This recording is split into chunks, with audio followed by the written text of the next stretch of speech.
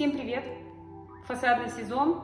Давайте разберем два вида декоративных штукатурок, которые еще при царе Горохина носили, видимо. Ну, очень старый вариант. Это караед и камешковая. Откуда взялась идея вообще снять видео про караед? Ну, мы сами караед не любим, мы его почти не продаем, хотя он у нас есть в ассортименте. Но его наносят до сих пор люди. И у нас продавец молоденькая Настя. Она обучается в 3-й месяц уже, то есть обучается, товар изучает, и все это, все ролики смотрит.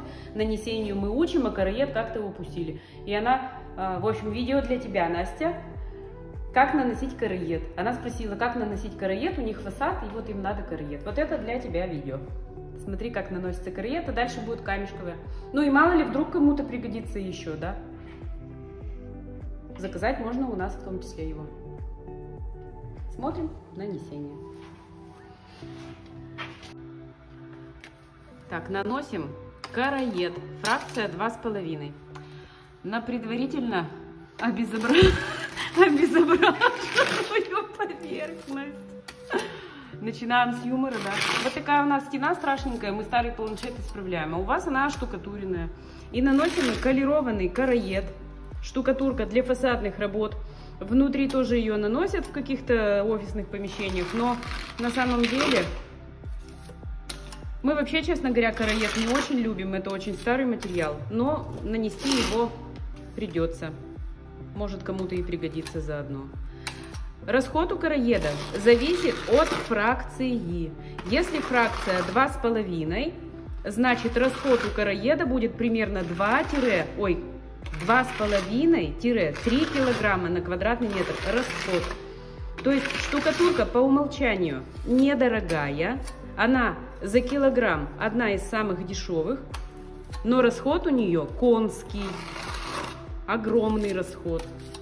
Мы любим травертин, например, для фасадов, но караед все-таки до сих пор живет, и поэтому вот его зерно, видите, такое там крупненькое зернышко. 2,5 миллиметра. Наносится, движения-то легкие, но сам по себе караед наносится не так уж прям легко, как бы хотелось.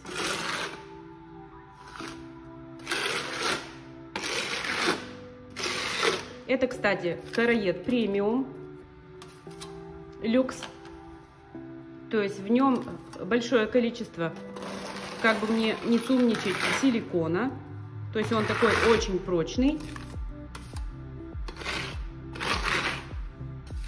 А караед дешевый чем отличается? Дешевый караед, вы его наносите вот так, и он тихонечко падает вниз. То есть вы нанесли, а часть материала упала. А здесь, видите, ничего не упало, все на месте, все на стене. Так, что еще? Особенности какие? Под караед лучше покрывать грунтовкой с кварцевым песком, то есть это может быть кварцгрунт или цветопрайм, то есть какое-либо покрытие, которое выравнивает цвет стены, и мы его колируем в цвет караеда, потому что когда мы начнем формировать рисунок, сейчас Роман это скоро будет делать, и у нас сквозь вот эти вот вкрапления, которые пойдут, да, дождик это будет или что, внутренняя часть будет видна. Скорее всего. Ну, сейчас мы посмотрим и постараемся, чтобы этого не было видно. Но все-таки, когда вы работаете на фасаде, лучше покрывать кварцгрунтом, колерованным в цвет караеда. Лучше это делать. Вот в данном случае прямо рекомендовано. Наносится с помощью больших шпателей или кельмы. Штукатурка декоративная.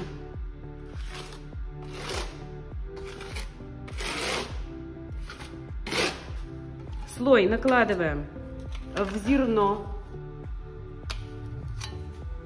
насколько позволяет зерно.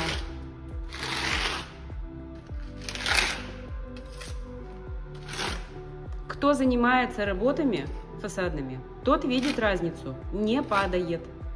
Дешевая штукатурка падает на землю частично, то есть у нее нет какой-то вязкости, что ли. Вы ее наносите, и она частично спадает на землю. А тот караед, который подороже, вот этот люксовый, он очень вязкий, и он ложится на стену. Тем самым стоимость штукатурки за ведро дороже, но она экономнее, потому что меньше остатков.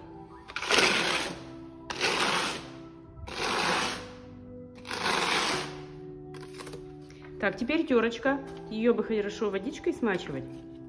Так, покажем терочку сейчас вам. Так, смотрите. Терочка вот такая пластиковая. Подошва у нее, посмотрите, какая. Вот такая сетчатая. И вот за эти сеточки как раз вот это вот зернышко цепляется и катается по стене, создавая рельеф. Так, все, сначала дождик. Давайте дождик. Вот, видите? То есть мы этой теркой вверх-вниз проводим. Терочку периодически смачиваем, чтобы на нее не залипала штукатурка. Вот так. И у нас зернышки, вот этот состав зерна, он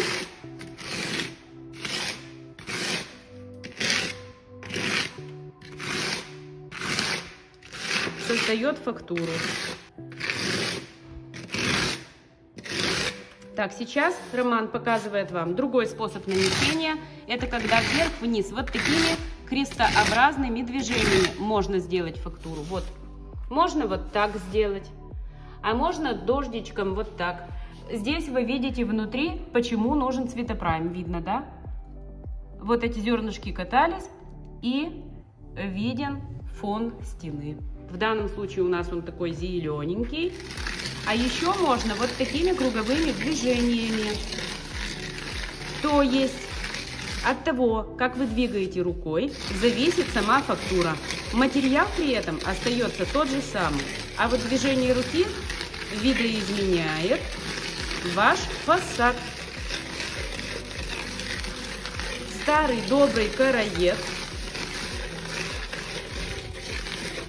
И еще, когда у нас это высохнет, немножечко, чуть-чуть подсохнет, мы еще его пригладим слегка металлической кельмой, чтобы не было вот этих вот верхних некрасивых ребер, то есть, чтобы было поглаже. Подождем чуть-чуть подсыхания и продолжим. Слегка подсох, он слегка подсох, и мы верхушечки можем пригладить вот так, чтобы не было острых всяких верхних некрасивых частей. Но на фасаде так никто не делает. Это если внутри, вот вам как вариант. То есть, когда вы прижимаете верхушку кельмой, нанесли фактуру караеда, он слегка подсох, и приглаживаете верхушки. У вас рисунок становится более выраженный. Вот так. Вот и караед вам, пожалуйста. Но на фасаде, вот представьте фасад, да, двухэтажный дом, например, кто вам там будет что приглаживать? Никто ничего не будет приглаживать. А внутри вот так вот можно сделать. Готовый вариант, вы его, в принципе, видели уже, но все равно со всех сторон смотрите. Можно у нас заказать декоративные штукатурки, получить бесплатный мастер-класс по нанесению при покупке. Доставка у нас в июне бесплатная. Есть индивидуальные районы, куда мы не можем отправить бесплатно, к сожалению, это очень дальние регионы. И то отправляли. Недавно уехала машина в Якутию, и мы смогли осилить доставку за свой счет. В общем, обращайтесь, мы все рассчитаем и поможем выбрать.